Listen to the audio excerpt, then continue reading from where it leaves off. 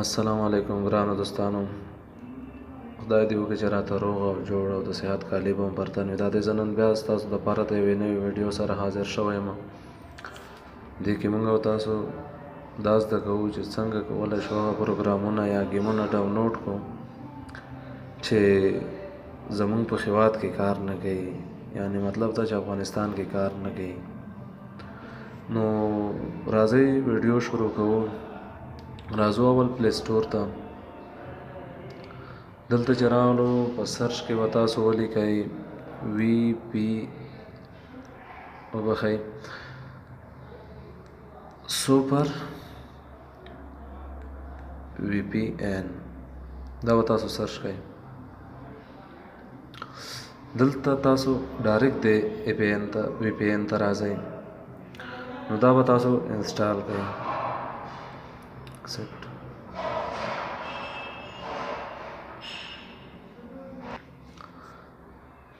نو دا د دوستانو ډاونلوډ شو. تاسو وګورئ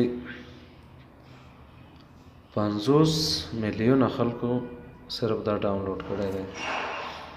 50 میلیونه. نو راځو اوس دا خلاصوو. تاسو به لومړی دا کنیکټ کئ. د دې لینک به هم زه تاسو ته په ډسکرپشن کې درکړم. او یوه بله خبره چې دې سره ستاسو نیټ هم تیزیږي. دا چې کنیکټ شي دې سره ستاسو نیټ ډاون شو اګین. کنیکټ باندې به کلیک وکئ. اوکې، دا ایډز پې راځي، دا تاسو ختموئ. نو دا د دوستانو کنیکټ شو. دا زه اوس دې نه بهر راځم شاته راځم. دلته ځم پلی سټور ته. پلی سټور کې سراسر اکاونټونه بدلوم. تاسو چې هر څو اکاونټ لرئ نو دا د اکاونټونه بدل شو. اوس چې تاسو هر قسمه گیم غواړئ، هر قسمه، لکه مثال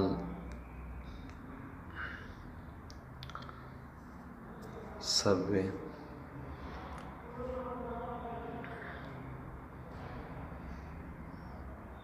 د دې اکثره ګیمونه و چې د سبوی په نوم چې د دې به افغانستان کې به کار نه کولو. نو تاسو ټرای وکئ. ما ته داسې کوم خاص ګیمونه نه دي معلوم، لکه